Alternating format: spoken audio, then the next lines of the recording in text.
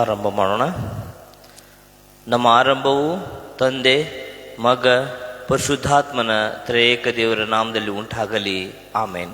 ಈ ನಸುಕಿನ ಆರಾಧನೆ ಪ್ರಾರಂಭಿಸುವ ಹಾಗೆ ಸಂಗೀತದಲ್ಲಿ 233ನೇ ಸಂಗೀತವನ್ನು ಹಾಡಿಕೊಳ್ಳೋಣ. ಸಂಗೀತ 233, ಅದರಲ್ಲಿ 1 ಮತ್ತು 2ನೇ ಚರಣವನ್ನು ಮಾತ್ರ ಹಾಡಿಕೊಳ್ಳೋಣ.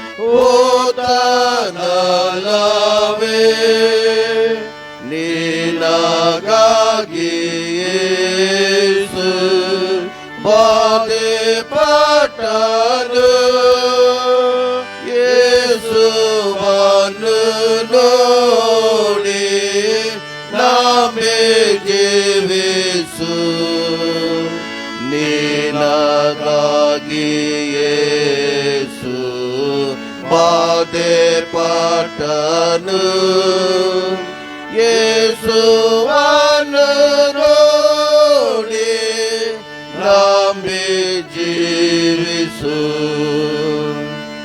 ಯೇಸುವನ್ನು ನೋಡು ಯುದ್ಧದೊಳಗೆ ಶತ್ರು ಬಲ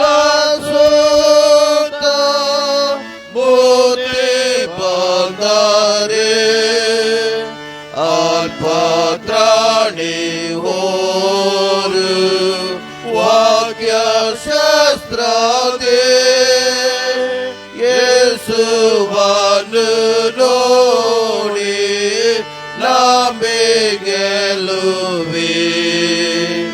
ಅಲ್ಪತ್ರಾಣಿ ಹೋರು ವಾಕ್ಯ ಶಸ್ತ್ರದೇ ಯೇಸುವನ್ನು ನೋಡಿ ನಂಬಿ ಗೆಲ್ಲುವಿ.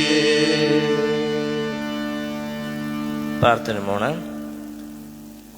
ಪರಿಶುದ್ಧನು ಪರಿಶುದ್ಧನು ಪರಿಶುದ್ಧನಾಗಿರುವಂಥ ನಮ್ಮ ತಂದೆ ದೇವರೇ, ನಿನ್ನ ಕೃಪೆಯ ಮೂಲಕಪ್ಪ ಈ ನಸುಕಿನ ಜಾವದಲ್ಲಿ ಸ್ವಾಮಿ, ನಿನ್ನ ಕೃಪೆಯ ಮೂಲಕ ಈ ವರ್ಷದ ಒಂದು ಹೊಸ ತಿಂಗಳಲ್ಲಿ ನಮ್ಮನ್ನು ನೀನು ನಡೆಸಿದ್ದಕ್ಕಾಗಿ ಸ್ತೋತ್ರ. ಕಳೆದ ಹೋದ ದಿನಗಳಲ್ಲಿ ಸ್ವಾಮಿ ನಮ್ಮೆಲ್ಲರನ್ನ ನಿನ್ನ ಅಂಗೈಯಲ್ಲಿ ಚಿತ್ರಿಸಿಕೊಂಡು ಪರಾಂಬರಿಸಿ ನಡೆಸುತ್ತಾ ಇರುವುದಕ್ಕಾಗಿ ಸ್ತೋತ್ರಪ್ಪ. ಹೌದು ಸ್ವಾಮಿ, ನಾವು ಬದುಕಿ ಉಳಿದಿರುವುದು ಅದು ನಿನ್ನ ಕೃಪೆ ಮಾತ್ರ, ನಮ್ಮ ಬಲದಿಂದಲ್ಲ ಅಪ್ಪ. ಹೌದು ಸ್ವಾಮಿ, ನಾನು ಮಣ್ಣಲ್ಲಿರದೆ ಸ್ವಾಮಿ ಈ ಕ್ಷಣ ನಾನು ಉಸಿರಾಡ್ತಾ ಇದ್ದೇನೆ ಅಂದರೆ ಅದು ನಿನ್ನ ಕೃಪೆ ಕರ್ತನೆ. ಕರ್ತನೆ, ಈ ನಸುಕಿನ ಜಾವದಲ್ಲಿ ಸ್ವಾಮಿ ನಮ್ಮನ್ನೆಲ್ಲರ ಕುಟುಂಬವಾಗಿ ನೀನು ಸೇರಿಸಿದ್ದಿ. ಹೌದು ಕರ್ತನೆ, ನಾವು ಬೇರೆ ಬೇರೆ ಕುಟುಂಬದಿಂದ ಇಲ್ಲಿ ಬಂದು ಸೇರಿರಬಹುದು ಕರ್ತನೆ, ಆದರೆ ನನ್ನ ಸನ್ನಿಧಿಯಲ್ಲಿ ನಾವು ಕೂಡುವಾಗ ಕರ್ತನೆ ಒಂದೇ ಕುಟುಂಬವಾಗಿ ನಿನ್ನನ್ನು ನಾವು ಆರಾಧಿಸಲಿಕ್ಕೆ ನಮ್ಮನ್ನು ನೀನು ಎಲ್ಲರನ್ನು ಆಶೀರ್ವಾದ ಮಾಡುವಂಥ ದೇವರಾಗಿದೆ ಕರ್ತನೆ. ಅದಕ್ಕಾಗಿ ಸ್ತೋತ್ರ. ವಿಶೇಷವಾಗಿ ಈ ಆರಾಧನೆ ಪ್ರಾರಂಭ ಮಧ್ಯ ಅಂತ್ಯ ನೀನಾಗಿದ್ದುಕೊಂಡು ನೀನು ಮಹಿಮೆ ಹೊಂದಪ್ಪ ಸ್ವಾಮಿ. ಪ್ರತಿದಿನ ಸ್ವಾಮಿ ಬೆಳಿಗ್ಗೆ ಮತ್ತು ಸಾಯಂಕಾಲಿನ ಸನ್ನಿಧಿಯಲ್ಲಿ ನಾವು ಕೇಳುವಂಥ ವಾಕ್ಯವು ನಮ್ಮ ಜೀವಿತ ಕಾಲದಲ್ಲಿ ಸ್ವಾಮಿ ಅದು ಫಲಭರಿತವಾಗಿರಲಿ ಎಂಬುದಾಗಿ ನಾನು ಬೇಡಿಕೊಳ್ತೇನೆ ದೇವರೇ. ಸ್ವಾಮಿ, ಬೇಡುವಂಥ ಪ್ರತಿಯೊಂದೊಂದು ವಿಷಯವನ್ನು ನೀನು ಬಲ್ಲಾತನಾಗಿದ್ದಿ. ಎಲ್ಲ ಅವಶ್ಯವಿರುವಂಥ ವಿಷಯಗಳನ್ನು ನೀನು ಈಡೇರಿಸಿ ಪರಾಮರಿಸಿ ನಮ್ಮನ್ನು ನೀನು ಚೈತನ್ಯಪಡಿಸಿ ಎಂಬುದಾಗಿ ನಾನು ಸನ್ನಿಧಿಯಲ್ಲಿ ನಾನು ಬೇಡ್ಕೊಳ್ತೇನೆ ದೇವರೇ. ಈ ಆರಾಧನೆ ಪ್ರಾರಂಭ ಮಧ್ಯ ಅಂತ್ಯ ನೀನಾಗಿದ್ದುಕೊಂಡು ನೀನು ಮಹಿಮೆ ಹೊಂದಪ್ಪ. ಹೌದು ಕರ್ತನೆ, ಬೇಡುವಂಥ ಪ್ರತಿಯೊಂದು ವಿಷಯವನ್ನು ಆಶೀರ್ವಾದ ಮಾಡು. ವಿಶೇಷವಾಗಿ ಚಿಕ್ಕ ಮಕ್ಕಳನ್ನು ಆಶೀರ್ವಾದ ಮಾಡು ಸ್ವಾಮಿ. ಹೌದು ಕರ್ತನೆ, ಅವ್ರಿಗೆ ಬೇಕಾಗುವಂಥ ಎಲ್ಲ ಆಶೀರ್ವಾದವನ್ನು ನಿನ್ನ ಕೃಪೆಯ ಮೂಲಕ ಒದಗಿಸಿಕೊಡು ಕರ್ತನೆ. ವಿಶೇಷವಾಗಿ ಪರೀಕ್ಷೆಯನ್ನು ಎದುರಿಸ್ತಾ ಇರುವಂಥ ಪ್ರತಿಯೊಬ್ಬೊಬ್ಬರ ಮಕ್ಕಳನ್ನು ಹೆಸರಾಗಿ ನೀನು ಆಶೀರ್ವಾದ ಮಾಡು. ಹೌದು ಸ್ವಾಮಿ, ನೀನೇ ಹೇಳಿದ್ದಿ, ಜ್ಞಾನ ಕಡಿಮೆ ಆಗಿದೆ, ನನಗೆ ಕೇಳಿಕೊಡ್ರಿ, ನಾನು ಹಂಗಿಸದೆ ಕೊಡ್ತೇನೆ ಎಂಬುದಾಗಿ. ಕರ್ತನೆ, ನೀನು ಎಲ್ಲವನ್ನ ನೀನು ಆಶೀರ್ವಾದ ಮಾಡಿ ಕೊಡುವಂಥ ದೇವರಾಗಿದ್ದೆ. ಅದಕ್ಕಾಗಿ ಸ್ತೋತ್ರ ಸ್ವಾಮಿ. ವಿಶೇಷವಾಗಿ ಕರ್ತನೆ, ಈ ಒಂದು ಹೊಸ ತಿಂಗಳವನ್ನು ಸ್ವಾಮಿ, ಪ್ರತಿಯೊಂದು ದಿನವನ್ನು ಸ್ವಾಮಿ ನೀನು ಆಶೀರ್ವಾದವಾಗಿ ಉಚಿತವಾಗಿ ನಮಗೆ ಕೊಡ್ತೀಯಪ್ಪ. ಅದನ್ನು ಉತ್ತಮವಾದಂಥ ರೀತಿಯಲ್ಲಿ ನಿನಗೆ ಮಹಿಮೆ ತರುವಂಥ ರೀತಿಯಲ್ಲಿ ನಾವು ಅದನ್ನು ಉಪಯೋಗಿಸಿಕೊಂಡು ಸ್ವಾಮಿ ನಮ್ಮ ಜೀವಿತವನ್ನು ನಿನ್ನ ವಾಕ್ಯದ ಮೂಲಕ ಬಲಪಡಿಸಿಕೊಳ್ಳಲಿಕ್ಕೆ ನೀನು ಕೃಪೆ ಮಾಡಬೇಕೆಂಬುದಾಗಿ ಸ್ವಾಮಿ ಈ ಚಿಕ್ಕ ಪ್ರಾರ್ಥನೆಯಿಂದ ನಜರೇತಿನ ಯೇಸು ಕ್ರಿಸ್ತನ ನಾಮದಲ್ಲಿ ಬೇಡಿ ಹೊಂದಿದ್ದೇನೆ ತಂದೆ ದೇವರೇ, ಆಮೇನ್. ಆರಾಧನೆ ಮುಂದುವರಿಸುವ ಹಾಗೆ ಪರದೆ ಮೂಡಿ ಬರುವಂತ ಒಂದು ಹಾಡನ್ನು ಹಾಡಿಕೊಳ್ಳೋಣ.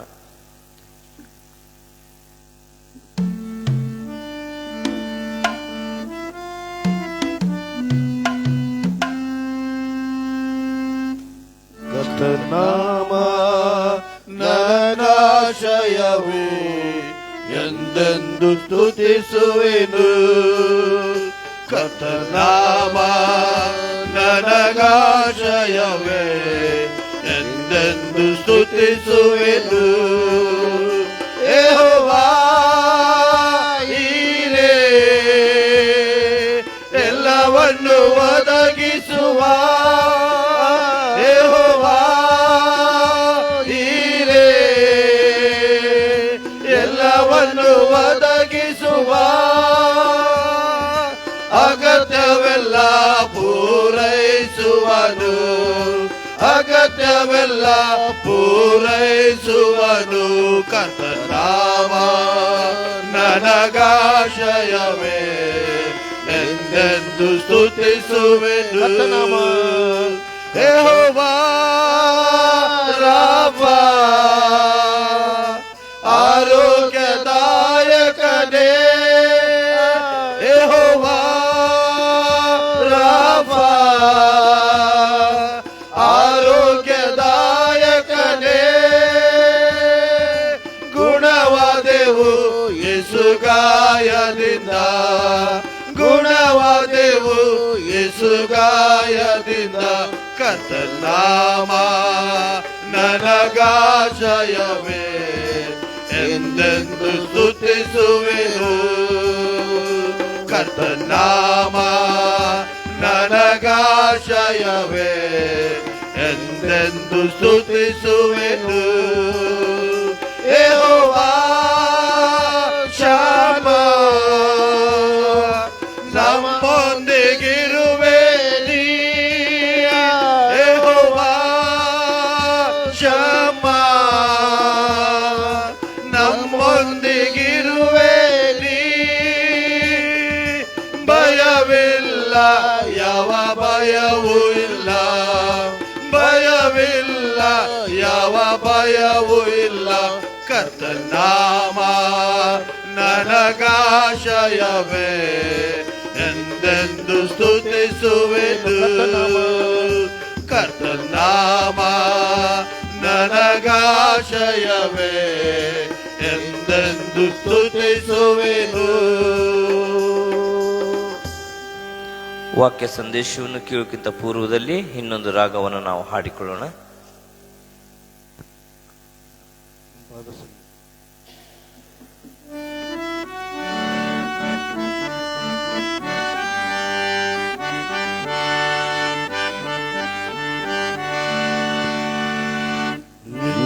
ಪಾದ ಸನ್ನಿಧಿಗೆ ಕೃಪಾ ಸಂಪೂರ್ಣ ಯೇಸುವೇ,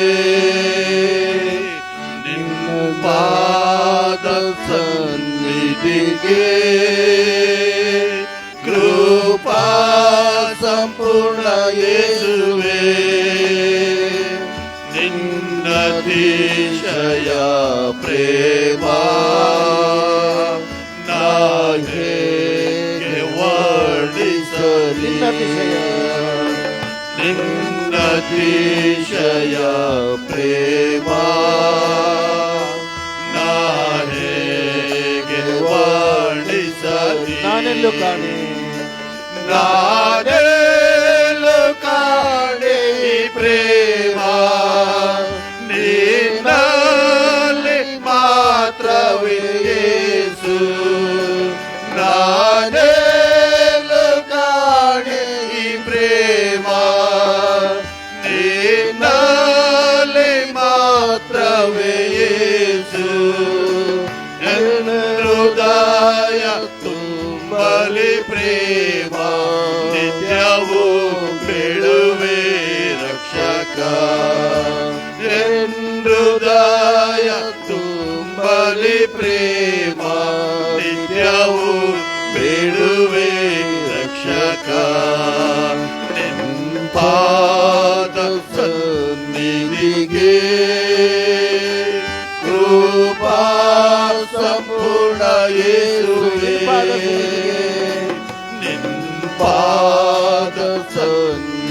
ಸನ್ನಿಧಿಗೆ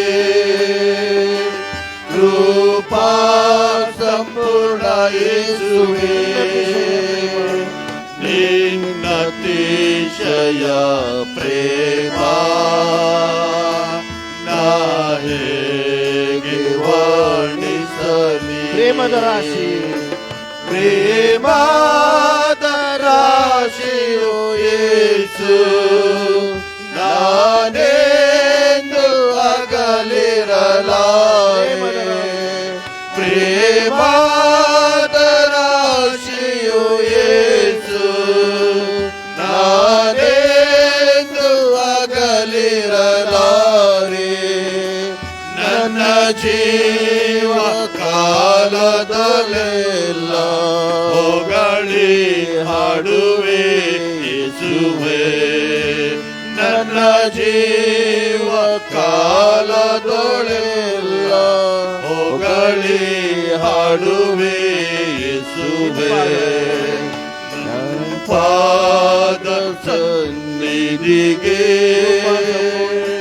ಕೃಪಾ ಸಂಪೂರ್ಣ ಯೇಸುವೇ ನಿನ್ಪಾದ ಸನ್ನಿಧಿಗೆ ಕೃಪಾ ಸಂಪೂರ್ಣ ಯೇಸುವೇ ನಿನ್ನತಿಶಯ ಪ್ರೇಮ ನಾ ಹೇಗೆ ವರ್ಣಿಸಲಿ ನಿನ್ನತಿಶಯ ಪ್ರೇಮ ನಾ ಹೇಗೆ ವರ್ಣಿಸಲಿ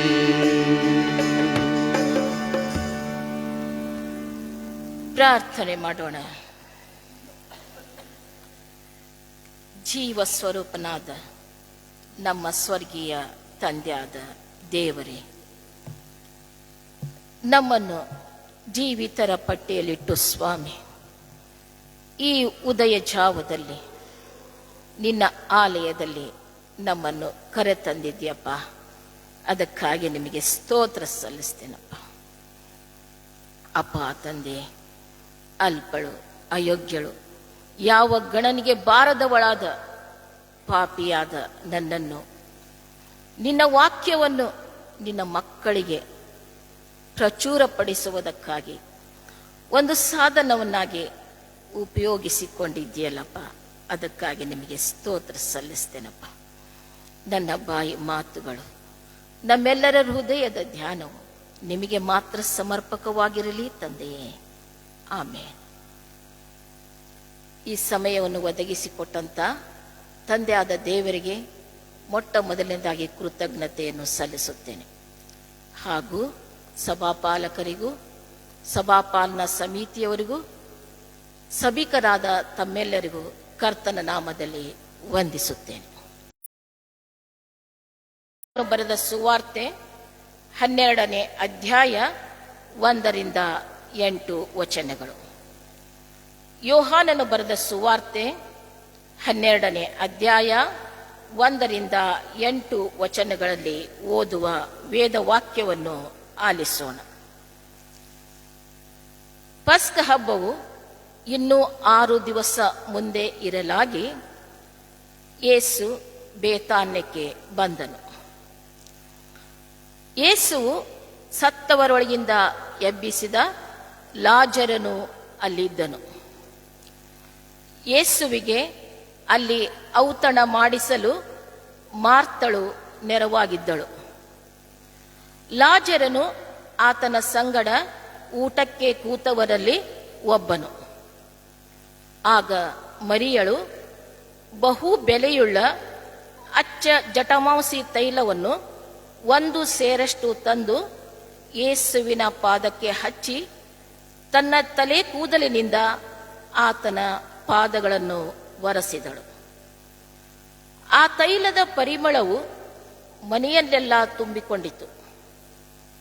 ಆದರೆ ಆತನ ಶಿಷ್ಯರಲ್ಲಿ ಒಬ್ಬನು, ಅಂದರೆ ಆತನನ್ನು ಹಿಡುಕೊಡುವುದಕ್ಕಿದ್ದ ಇಸ್ಕರಿಯೋತ್ ಯೂದನೆಂಬವನು, ಯಾಕೆ ಈ ತೈಲವನ್ನು 300 ಹಣಕ್ಕೆ ಮಾರಿ ಬಡವರಿಗೆ ಕೊಡಲಿಲ್ಲ ಅಂದನು. ಅವನು ಬಡವರಿಗೋಸ್ಕರ ಚಿಂತಿಸಿ ಇದನ್ನು ಹೇಳಲಿಲ್ಲ. ಅವನು ಕಳ್ಳನಾಗಿದ್ದು ತನ್ನ ವಶದಲ್ಲಿದ್ದ ಅವರ ಹಣದ ಚೀಲದಲ್ಲಿ ಹಾಕಿದ್ದನ್ನು ತಕ್ಕೊಳ್ಳುವವನಾಗಿದ್ದರಿಂದಲೇ ಹೇಳಿದನು. ಆಗ ಯೇಸು, ಈಕೆಯನ್ನು ಬಿಡು, ನನ್ನನ್ನು ಹೂಣಿಡುವ ದಿವಸಕ್ಕಾಗಿ ಅದನ್ನು ಇಟ್ಟುಕೊಳ್ಳಲಿ. ಬಡವರು ಯಾವಾಗಲೂ ನಿಮ್ಮ ಬಳಿಯಲ್ಲಿ ಇರುತ್ತಾರೆ, ಆದರೆ ನಾನು ಯಾವಾಗಲೂ ನಿಮ್ಮ ಬಳಿಯಲ್ಲಿ ಇರುವುದಿಲ್ಲ ಅಂದನು ಎಂಬುದೇ. ಈ ವಾಕ್ಯ ಭಾಗದ ಮೇಲೆ ನಮ್ಮ ಧ್ಯಾನದ ಮುಖ್ಯ ಪ್ರಸ್ತಾಪ ಮುನ್ಸೂಚಿತ ಉತ್ತರ ಕ್ರಿಯೆ. ಮುನ್ಸೂಚಿತ ಉತ್ತರ ಕ್ರಿಯೆ ಒಬ್ಬ ವ್ಯಕ್ತಿ ಸತ್ತ ಮೇಲೆ ಮಾಡುವಂತ ಉತ್ತರ ಕ್ರಿಯೆ ಇದಾಗಿದೆ.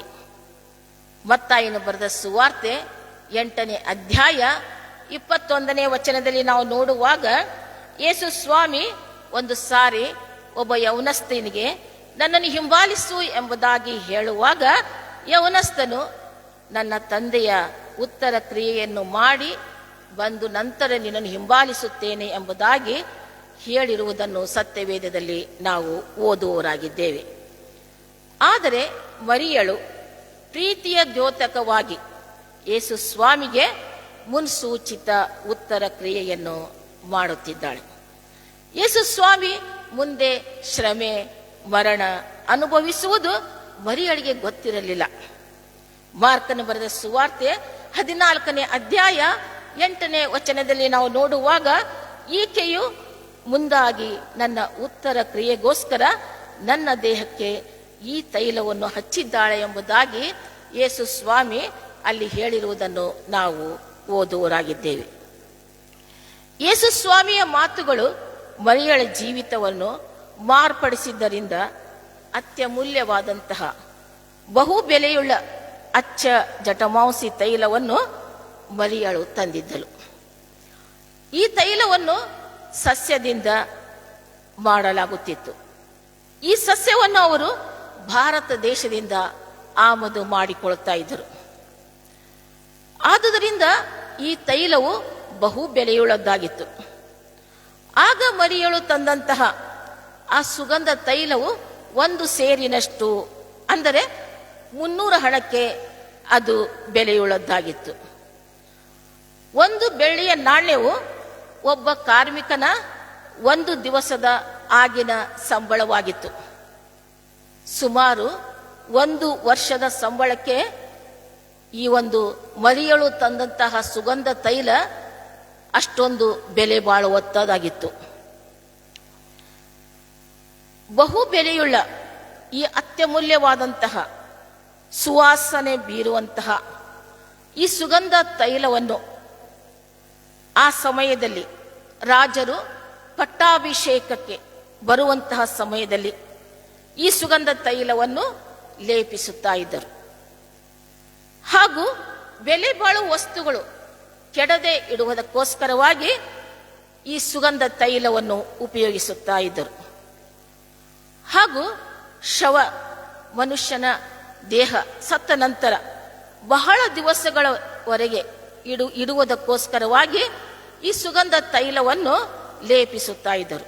ಆದಿಕಾಂಡ 50ನೇ ಅಧ್ಯಾಯ 26ನೇ ವಚನವನ್ನು ನಾವು ಗಮನಿಸುವಾಗ, ಯೋಸೇಫನ ದೇಹ ಕೆಡದ ಹಾಗೆ ಇಡುವುದಕ್ಕಾಗಿ ಈ ಸುಗಂಧ ದ್ರವ್ಯವನ್ನು ಲೇಪಿಸಿದರು ಎಂಬುದಾಗಿ ವೇದ ವಾಕ್ಯದಲ್ಲಿ ನಾವು ನೋಡುವವರಾಗಿದ್ದೇವೆ. ಪ್ರಿಯ ದೇವಜನರೇ, ಇಷ್ಟೊಂದು ಅಮೂಲ್ಯವಾದಂತಹ ಸುಗಂಧ ತೈಲವನ್ನು ಮರಿಯಳು ತಂದು ಯೇಸು ಸ್ವಾಮಿಯ ಪಾದಕ್ಕೆ ಯಾಕೆ ಹಚ್ಚುತ್ತಾಳೆ? ಈ ಸ್ತ್ರೀ ಯಾರು ಎಂಬುದಾಗಿ ನಾವು ನೋಡುವಾಗ, ಲೂಕನ ಬರೆದ ಸುವಾರ್ತೆ 7ನೇ ಅಧ್ಯಾಯ 37ನೇ ವಚನದಲ್ಲಿ ಈ ಮರಿಯಳು ಬೇತಾನ್ಯದವಳು, ಈ ಮರಿಯಳು ದುರಾಚಾರಿಯಾದ ಸ್ತ್ರೀ ಎಂಬುದಾಗಿ ನಮಗೆ ಸ್ಪಷ್ಟವಾಗಿ ತಿಳಿದು ಬರುತ್ತದೆ. ಯೋಹಾನ ಬರೆದ ಸುವಾರ್ತೆ 8ನೇ ಅಧ್ಯಾಯ 3ರಿಂದ 11 ವಚನಗಳನ್ನು ನಾವು ನೋಡುವಾಗ, ಯೇಸು ಸ್ವಾಮಿ ದೇವಾಲಯದಲ್ಲಿ ಉಪದೇಶ ಮಾಡುತ್ತಿರುವಾಗ ಅಲ್ಲಿ ಶಾಸ್ತ್ರಿಗಳು ಫರಿಸಾಯರು ಒಬ್ಬ ಸ್ತ್ರೀಯನ್ನು ಕರೆದುಕೊಂಡು ಬಂದು ಅವರ ನಡುವೆ ಅಲ್ಲಿ ನಿಲ್ಲಿಸಿ, ಈ ಸ್ತ್ರೀ ವ್ಯಭಿಚಾರ ಮಾಡುತ್ತಿರುವಾಗಲೇ ನಮ್ಮ ಕೈಗೆ ಸಿಕ್ಕಿದಳು. ಇಂಥವರನ್ನು ಕಲ್ಲೆಸೆದು ಕೊಲ್ಲಬೇಕೆಂಬುದಾಗಿ ಮೋಶೆ ಧರ್ಮಶಾಸ್ತ್ರದಲ್ಲಿ ಹೇಳುತ್ತಾನೆ. ನೀನು ಏನು ಹೇಳುತ್ತೀ ಎಂಬುದಾಗಿ ಯೇಸು ಸ್ವಾಮಿಯನ್ನು ಅವರು ಪ್ರಶ್ನಿಸ್ತಾ ಇದ್ದಾರೆ. ಯೇಸು ಸ್ವಾಮಿಯನ್ನು ಕ್ರೂಜಿಗೆ ಹಾಕುವುದಕ್ಕೋಸ್ಕರವಾಗಿ ಅವರು ಯಾವುದಾದರೂ ಒಂದು ವಿಷಯದಲ್ಲಿ ಯೇಸು ಸ್ವಾಮಿಯಲ್ಲಿ ತಪ್ಪಿತಸ್ಥನನ್ನಾಗಿ ಮಾಡಿ ಕ್ರೂಜಿಗೆ ಹಾಕಬೇಕೆನ್ನುವಂತಹ ಒಂದು ಸಂದರ್ಭವನ್ನು ಅವರು ನೋಡ್ತಾ ಇದ್ರು. ಜನರೆಲ್ಲರೂ ಯೇಸು ಸ್ವಾಮಿಯ ಹಿಂದೆ ಹೋಗ್ತಾ ಇದ್ರು. ಜನರು ಯೇಸು ಸ್ವಾಮಿಯನ್ನು ಅರಸನನ್ನಾಗಿ ಮಾಡಿದರೆ ತಮ್ಮ ಅಧಿಕಾರಕ್ಕೆ ಎಲ್ಲಿ ಧಕ್ಕೆ ಬಂದೀತು ಎನ್ನುವಂತ ಭಯ ಅವರಲ್ಲಿತ್ತು. ಆಗ ಯೇಸು ಸ್ವಾಮಿ ಆ ವ್ಯಭಿಚಾರ ಸ್ತ್ರೀಯ ಕುರಿತು ಶಾಸ್ತ್ರಿ ಫರಿಸಾಯರಿಗೆ, ನಿಮ್ಮಲ್ಲಿ ಪಾಪವಿಲ್ಲದವನು ಯಾರು? ಅವನು ಮೊದಲು ಈಕೆಯ ಮೇಲೆ ಕಲ್ಲನ್ನು ಹಾಕಲಿ. ನಿಮ್ಮಲ್ಲಿ ಯಾರು ಪಾಪ ಮಾಡಿಲ್ಲವೋ ಅವರು ಮೊದಲು ಈಕೆಯ ಮೇಲೆ ಕಲ್ಲನ್ನು ಹಾಕಲಿ. ಯೇಸು ಸ್ವಾಮಿ ಅಲ್ಲಿ ಹೇಳಲಿಲ್ಲ, ನೀನು ಇಂಥ ತಪ್ಪು ಮಾಡಿದೆ, ನೀನು ಇಂಥ ತಪ್ಪು ಮಾಡಿದೆ. ಯೇಸು ಸ್ವಾಮಿಗೆ ಎಲ್ಲರೂ ಯಾವ ಯಾವ ತಪ್ಪುಗಳನ್ನು ಮಾಡಿದ್ದಾರೆ ಎಂಬುದು ಎಲ್ಲವೂ ಗೊತ್ತಿತ್ತು. ಆದರೆ ಯೇಸು ಸ್ವಾಮಿ ಯಾರು ತಪ್ಪು ಮಾಡಿಲ್ಲೋ ಅವರು ಮೊದಲು ಈಕೆಯ ಮೇಲೆ ಕಲ್ಲನ್ನು ಹಾಕಲಿ ಎಂಬುದಾಗಿ ಹೇಳ್ತಾ ಇದ್ದಾರೆ. ಯೇಸು ಸ್ವಾಮಿ ಈ ಮಾತುಗಳನ್ನು ಕೇಳಿ ಹಿರಿಯರ ಮೊದಲುಗೊಂಡು ಕಿರಿಯರವರೆಗೂ ಒಬ್ಬರಿಂದೊಬ್ಬರು ಅಲ್ಲಿ ಹೊರಟು ಹೋಗ್ತಾ ಇದ್ದಾರೆ. ಆಗ ಯೇಸು ಸ್ವಾಮಿ ಆ ವ್ಯಭಿಚಾರಸ್ಥರಿಗೆ ಕೇಳ್ತಾ ಇದ್ದಾರೆ, ಅಮ್ಮ, ಯಾರು ನಿನಗೆ ಶಿಕ್ಷೆ ವಿಧಿಸಲಿಲ್ಲವೋ? ಅಮ್ಮ, ಯಾರು ನಿನಗೆ ಶಿಕ್ಷೆ ವಿಧಿಸಲಿಲ್ಲವೋ ಎಂಬುದಾಗಿ ಕೇಳುವಾಗ, ಇಲ್ಲ ಸ್ವಾಮಿ ಎಂಬುದಾಗಿ ಆ ಸ್ತ್ರೀ ಉತ್ತರ ಕೊಡ್ತಾ ಇದ್ದಾಳೆ. ಯೇಸು ಸ್ವಾಮಿಗೆ ಮಾತ್ರ ಶಿಕ್ಷೆ ವಿಧಿಸುವಂತ ಅಧಿಕಾರವಿತ್ತು. ಯಾಕಂದ್ರೆ ಯೇಸು ಸ್ವಾಮಿ ಪವಿತ್ರನಾದಂತ ಕ್ರಿಸ್ತನಾಗಿದ್ದರು. ಆದರೆ ಯೇಸು ಸ್ವಾಮಿ ಆಕೆಗೆ, ಅಮ್ಮ, ಇನ್ನು ಮುಂದೆ ಪಾಪ ಮಾಡಬೇಡ, ಅಮ್ಮ, ಇನ್ನು ಮುಂದೆ ಪಾಪ ಮಾಡಬೇಡ ಎಂಬುದಾಗಿ ಆ ಸ್ತ್ರೀಗೆ ಹೇಳ್ತಾ ಇದ್ದಾರೆ. ಈ ಸ್ತ್ರೀ ಕೆಟ್ಟು ಹೋಗುವುದಕ್ಕೆ ಆಕೆ ಕುಟುಂಬದಲ್ಲಿ ಏನೋ ಒಂದು ಆಘಾತ ಆಗಿರಬಹುದು, ಏನೋ ಒಂದು ಘಟನೆ ನಡೆದಿರಬಹುದು. ಅದಕ್ಕೋಸ್ಕರವಾಗಿ ಆಕೆ ಕೆಟ್ಟ ಜೀವಿತವನ್ನು ಅನುಸರಿಸಬಹುದು. ಅಥವಾ ಆಕೆ ಬೆಳೆದ ಪರಿಸ್ಥಿತಿ ಆಕೆಯನ್ನು ಕೆಟ್ಟವಳನ್ನಾಗಿ ಮಾಡಿರಬಹುದು. ಯಾರಿಗೂ ಕೆಟ್ಟು ಹೋಗಲಿಕ್ಕೆ ಮನಸ್ಸಿರುವುದಿಲ್ಲ. ಪರಿಸ್ಥಿತಿ ಅವರನ್ನು ಕೆಟ್ಟವರನ್ನಾಗಿ ಮಾಡುತ್ತವೆ. ಯೇಸು ಸ್ವಾಮಿಯ ಮಾತುಗಳಿಂದ ಈ ಸ್ತ್ರೀ ಸಂಪೂರ್ಣವಾಗಿ ಬದಲಾವಣೆಯಾದಳು. ಈ ಸ್ತ್ರೀಯು ಕೆಟ್ಟ ಜೀವಿತವನ್ನು ಬಿಟ್ಟು ಯೇಸು ಸ್ವಾಮಿಯ ಮಾರ್ಗವನ್ನು ಅನುಸರಿಸುವಾಗ ಆಕೆ ಜೀವಿತದಲ್ಲಿ ಸಮಾಧಾನ, ಶಾಂತಿ, ನೆಮ್ಮದಿಯನ್ನು ಪಡೆದುಕೊಂಡಿದ್ದಳು.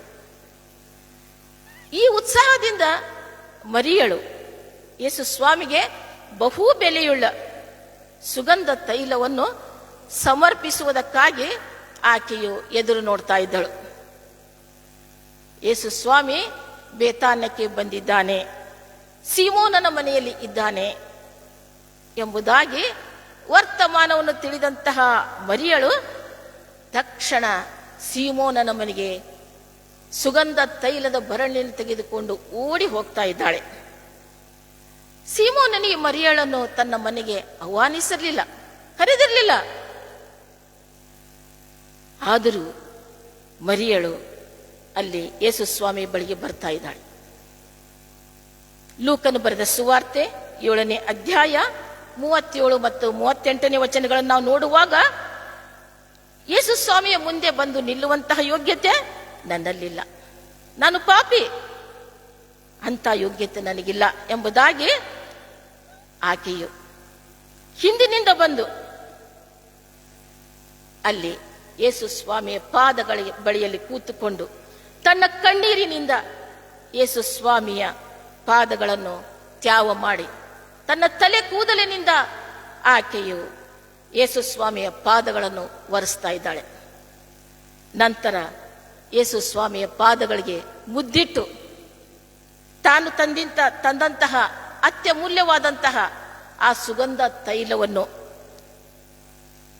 ಯೇಸು ಸ್ವಾಮಿಯ ಪಾದಕ್ಕೆ ಹಚ್ಚುತ್ತಾ ಇದ್ದಾಳೆ. ಈ ಸುಗಂಧ ತೈಲದ ಈ ಒಂದು ಪರಿಮಳದ ಸುವಾಸನೆ ಮನೆಯಲ್ಲೆಲ್ಲ ಹರಡಿತು ಎಂಬುದಾಗಿ ಯೋಹಾನನು ಬರೆದ ಸುವಾರ್ತೆ 12ನೇ ಅಧ್ಯಾಯ 3ನೇ ವಚನದಲ್ಲಿ ನಾವು ಓದುವರಾಗಿದ್ದೇವೆ. ಲೂಕನು ಬರೆದ ಸುವಾರ್ತೆ 7ನೇ ಅಧ್ಯಾಯ 39ರಿಂದ 47 ವಚನಗಳನ್ನು ನಾವು ನೋಡುವಾಗ ಯೇಸು ಸ್ವಾಮಿಯನ್ನು ಊಟಕ್ಕೆ ಕರೆದಂತಹ ಸೀಮೋನನು ಆತನು ತನ್ನ ಮನಸ್ಸಿನಲ್ಲಿ ಅಂದುಕೊಳ್ತಾ ಇದ್ದಾನೆ, ಯೇಸು ಸ್ವಾಮಿ ಪ್ರವಾದಿಯಾಗಿದ್ದರೆ ತನ್ನನ್ನು ಮುಟ್ಟಿದಂತ ಈ ಹೆಂಗಸು ದುರಾಚಾರಿ ಎಂಬುದಾಗಿ ಆತನಿಗೆ ಗೊತ್ತಾಗ್ತಿತ್ತು ಎಂಬುದಾಗಿ ಸೀಮೋನನು ತನ್ನ ಮನಸ್ಸಿನಲ್ಲಿ ಅಂದುಕೊಳ್ತಾ ಇದ್ದಾನೆ. ಎಲ್ಲರ ಹೃದಯವನ್ನು ತಿಳಿದುಕೊಂಡಂತಹ ಯೇಸು ಸ್ವಾಮಿ ಸೀಮೋನನಿಗೆ ಹೇಳ್ತಾ ಇದ್ದಾರೆ, ಸೀಮೋನನೇ, ನಿನಗೆ ಒಂದು ಮಾತು ಹೇಳುತ್ತೇನೆ. ಏನೆಂದರೆ, ಒಬ್ಬ ಸಾಹುಕಾರನಿಗೆ 2 ಸಾಲುಗಾರರಿದ್ದರು. ಒಬ್ಬನು 500 ಹಣ ಕೊಡಬೇಕಾಗಿತ್ತು, ಇನ್ನೊಬ್ಬನು 50 ಹಣ ಕೊಡಬೇಕಾಗಿತ್ತು. ಅವರಿಗೆ ತೀರಿಸುವುದಕ್ಕೆ ಗತಿ ಇಲ್ಲದರಿಂದ ಆ ಇಬ್ಬರಿಗೂ ಸಾಲವನ್ನು ಬಿಟ್ಟನು. ಹಾಗಾದರೆ ಯಾವನು ಹೆಚ್ಚಾಗಿ ಆ ಸಾಹುಕಾರನನ್ನು ಪ್ರೀತಿಸುವನು ಎಂಬುದಾಗಿ ಯೇಸು ಸ್ವಾಮಿ ಸೀಮೋನನಿಗೆ ಕೇಳ್ತಾ ಇದ್ದಾರೆ. ಆಗ ಸೀಮೋನನು ಯಾವನಿಗೆ ಹೆಚ್ಚಾಗಿ ಬಿಟ್ಟನೋ ಅವನೇ ಎಂಬುದಾಗಿ ಭಾವಿಸುತ್ತೇನೆ ಎಂಬುದಾಗಿ ಸೀಮೋನನು ಯೇಸುಸ್ವಾಮಿಗೆ ಹೇಳ್ತಾ ಇದ್ದಾರೆ. ಆಗ ಯೇಸುಸ್ವಾಮಿ ಹೇಳ್ತಾ ಇದ್ದಾರೆ, ಸೀಮೋನನೇ, ನೀನು ಸರಿಯಾಗಿ ಹೇಳಿದೆ. ಯೇಸು ಸ್ವಾಮಿಗೆ ಸೀಮೋನನು ಮನೆಗೆ ಬಂದಾಗ ಆತನ ಕಾಲಿಗೆ ನೀರನ್ನು ಕೊಟ್ಟಿರಲಿಲ್ಲ.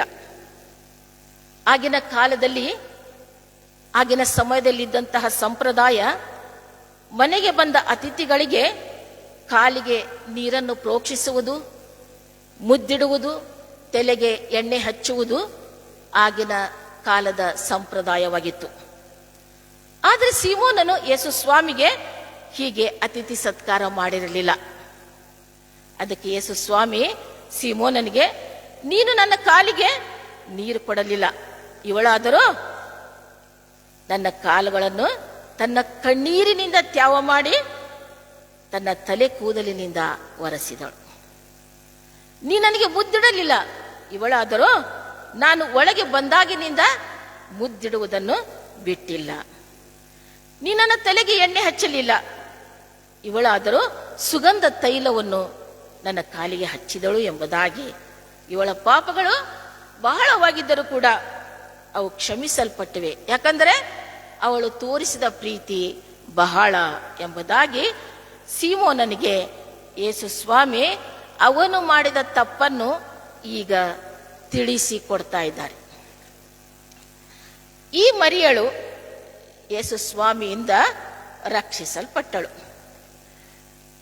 ಯೇಸು ಸ್ವಾಮಿಯ ಒಂದೇ ಮಾತಿನಿಂದ, ಏನೆಂದರೆ, ಇನ್ನು ಮುಂದೆ ಪಾಪ ಮಾಡಬೇಡ ಎಂಬ ಇದೊಂದೇ ಮಾತಿನಿಂದ ಸಂಪೂರ್ಣವಾಗಿ ಮರಿಯಳು ಮಾರ್ಪಾಟಾದಳು, ಬದಲಾವಣೆಯಾದಳು.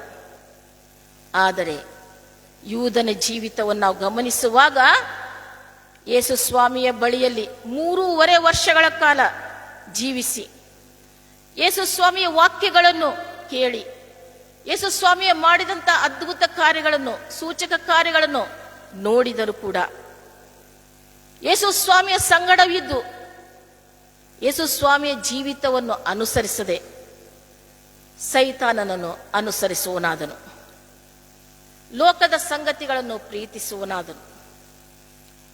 ಹಣದ ಆಸೆ ಯೂದನಿಗೆ ಬಹಳವಾಗಿ ಇತ್ತು. ಯೇಸು ಸ್ವಾಮಿ ಹಣದ ಜವಾಬ್ದಾರಿಯನ್ನು ಯೂದನಿಗೆ ಕೊಟ್ಟಿದ್ದನು.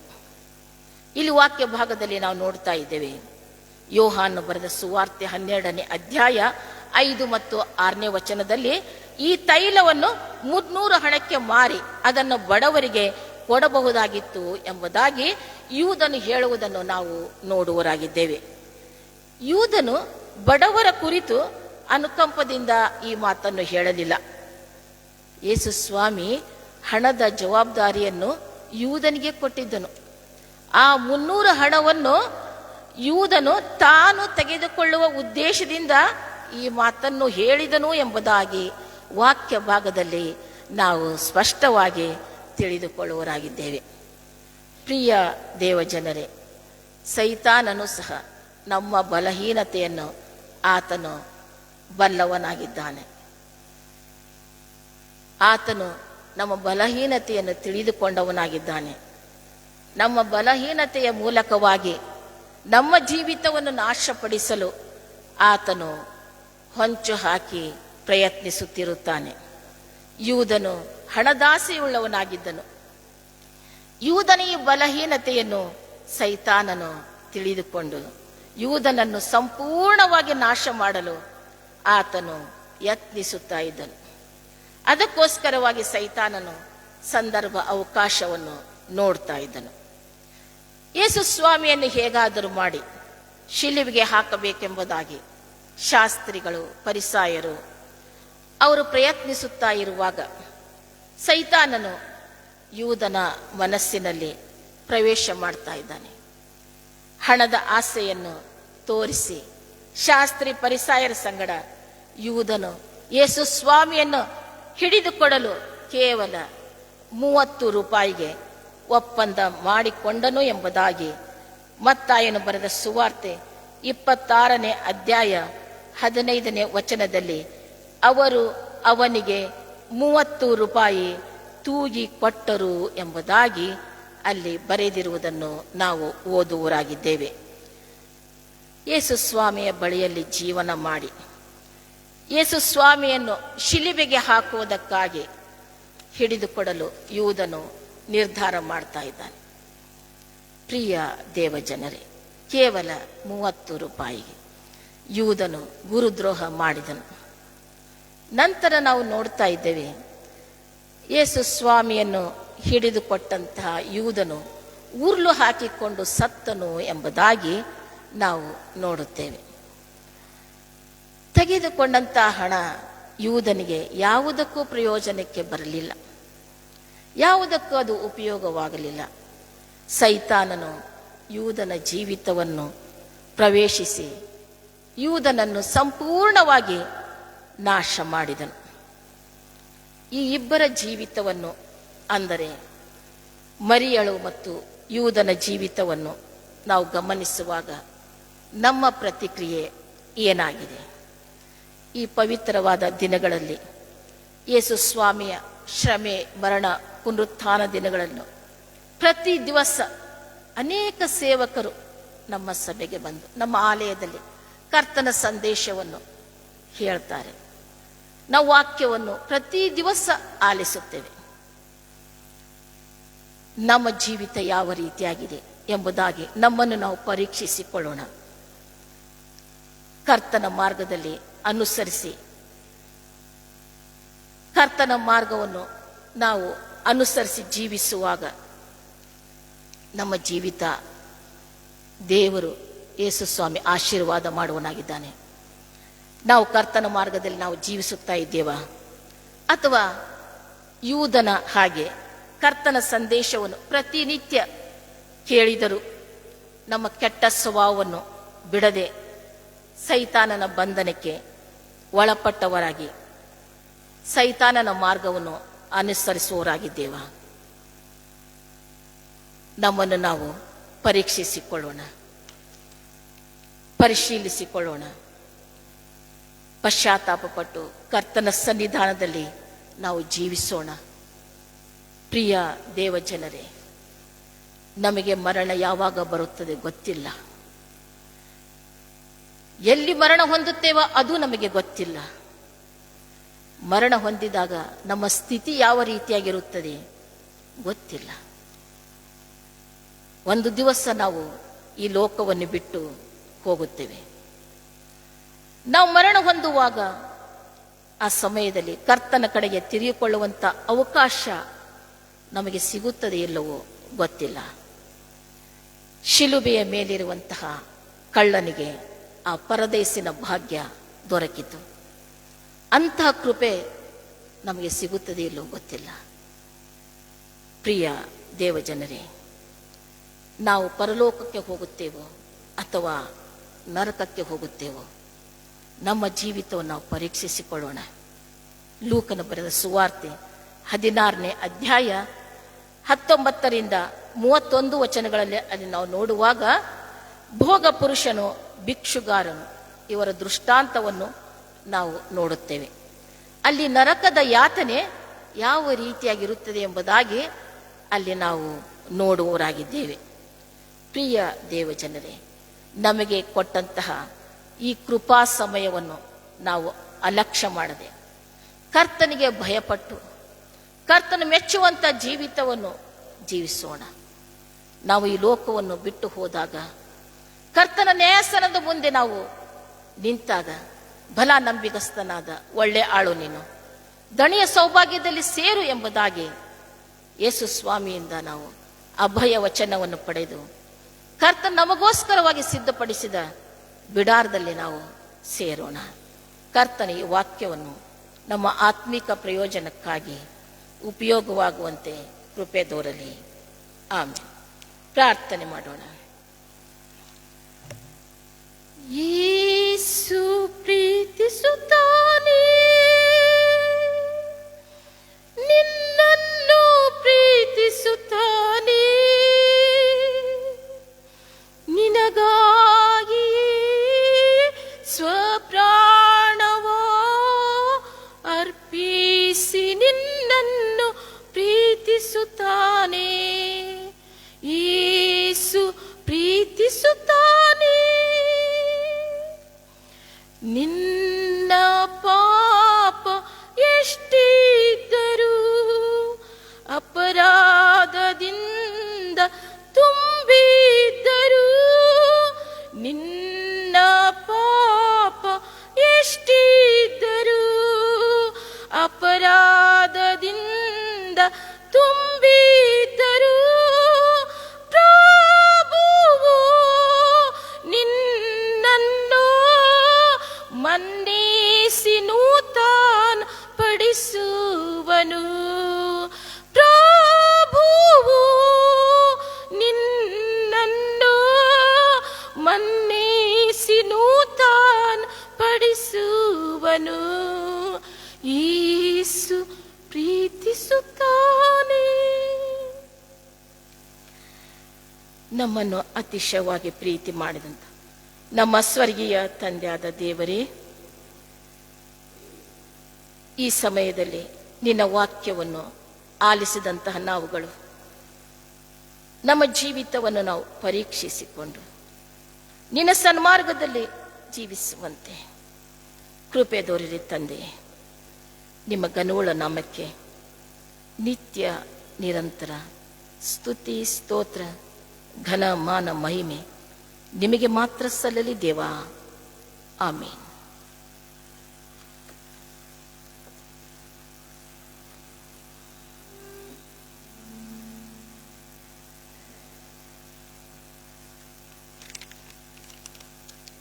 ಸಂಗೀತದಲ್ಲಿ 247ನೇ ಸಂಗೀತವನ್ನು ಹಾಡಿಕೊಳ್ಳೋಣ. ಸಂಗೀತ 247, ಅದರಲ್ಲಿ 1 ಮತ್ತು 2 ಚರಣ ಮಾತ್ರ ಹಾಡಿಕೊಳ್ಳೋಣ.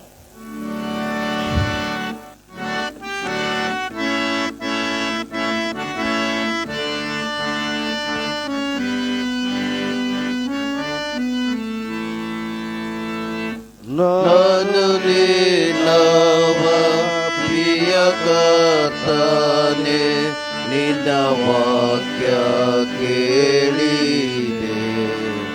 ಏನು ಕೇವಲ ನಿನ್ನ ನ್ಯೂನ್ಯಕ್ಕೆ ಸೇರುದೆ ನಾ ಕೋರಿಕೆ. ಏಳೆ ನನ್ನ ಏಳೆ ಪ್ರಿಯ ಕರ್ತನೇ, ನಿನ್ನ ಕೃಪೆ ಕಾಂಬಕ್ಕೆ. ಏಳೆ ನನ್ನ ಏಳೆ ಪ್ರಿಯ ಪ್ರಿಯ ಕರ್ತನೇ ನಿನ್ನ ದಿವಿದೆದೆಗೆ ನಿನ್ನ ಸೇವೆಗೆ ಪ್ರಿಯ ರಕ್ಷಕ ನೀ ಪ್ರತಿಷ್ಠಿಸೆ ನಾನು ದಯ ಪಾಲಿಸು ದೃಢ ನಿಶ್ಚಯ ನಿನ್ನ ಚೇತನ ನನ್ನದು ಏಳೆ ನನ್ನ ಏಳೆ ಪ್ರಿಯ ಕರ್ತನೇ ನಿನ್ನ ಕೃಪೆ ಕಾಮಕ್ಕೆ ಏಳೆ ನನ್ನ ಏಳೆ ಪ್ರಿಯ ಕರ್ತನೇ ನಿನ್ನ ದಿವಿದೆದೆಗೆ.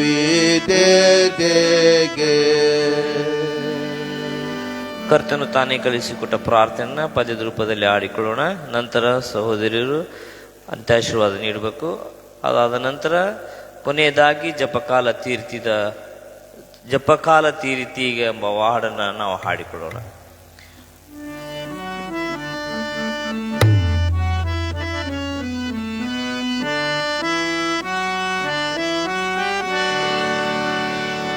ಪರಲೋಕ ಜನಕನೇ ಭವದ ವಿಧಾನವು ಇರುತ್ತವು ಪಾವನವಾಗಿರಲಿ ಸುರಚಿರವಾಗಿ ನಿನ್ನಯ ರಾಜ್ಯವು ಕರೆಯಲ್ಲಿ ನೆಲಸಲಿ ಸ್ಥಿರವಾಗಿ.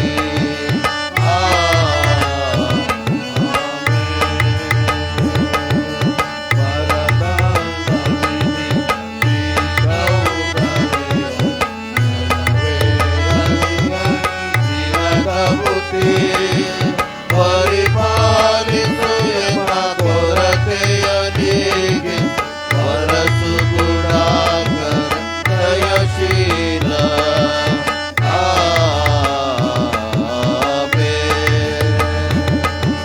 ಕ್ಷಮಿಸೆಮ್ಮ ಪಾಪಗಳನ್ನು ನಾವಿತರ ಕ್ಷಮಿಸಿದ ತೆರೆದಿದ ಯಾಕರನೇ ಕ್ಷೇಮವ ಪಾಲಿಸು ದೀನರ ರಕ್ಷಿಸು ಕಾಮಿತ ಫಲದಾಯಕ ನೀನೇ. ಆಮೆನ್.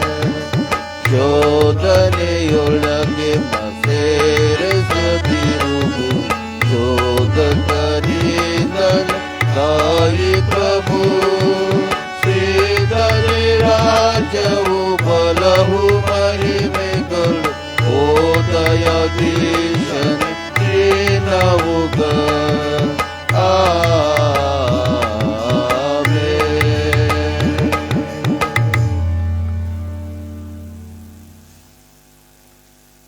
ನಮ್ಮ ಕರ್ತನಾದ ಯೇಸು ಕ್ರಿಸ್ತನ ಕೃಪೆಯು, ತಂದೆಯಾದ ದೇವರ ಪ್ರೀತಿಯು, ಪರಿಶುದ್ಧಾತ್ಮನ ಅನ್ಯೋನ್ಯತೆಯು ಸದಾಕಾಲವು ನಮ್ಮೆಲ್ಲರೊಂದಿಗಿರಲಿ. ಆನ್ಲೈನ್ ಮೂಲಕ ವೀಕ್ಷಿಸುತ್ತಿರುವಂತಹ ಪ್ರತಿಯೊಬ್ಬರ ಸಂಗಡವಿರಲಿ. ಆಮೇನ್.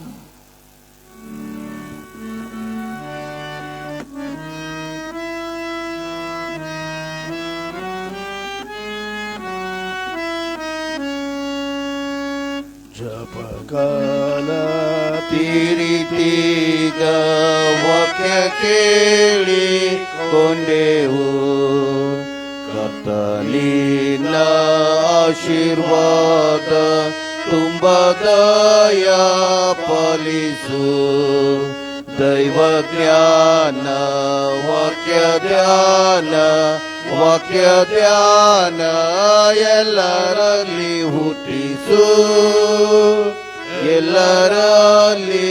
ಹುಟ್ಟಿಸು.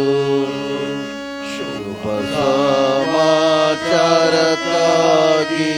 ನಿನಗೆಂದು ಸ್ತೋತ್ರವು. ನಮ್ಮಲದು ನಿತ್ಯವಾಗಿ ಫಲ ಕೋಡ ಮಾಡಿಸು. ನಿನ್ನ ಪ್ರೀತಿ ಮುಖ ಕಾಂತಿ ನಮಗೆಂದು ತೋರಿಸು. ನಮಗೆಂದು ತೋರಿಸು.